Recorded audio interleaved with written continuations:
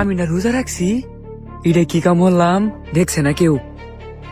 খাই আলছি। বালাই দিয়া যাইতেছে, লবণে ওইসি নাই, খাইয়া দি।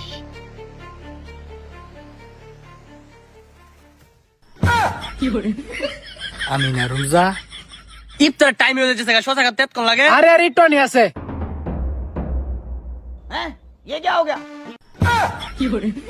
আমি না রোজা, আমি তো শশা খাইছি। যাই হোক কেউ দেখছে না। হ্যালো হে ভাই, হ্যাঁ তো আইডি বলেন মেতে দে, ব্যক্তি মাইতাম না। হ দে।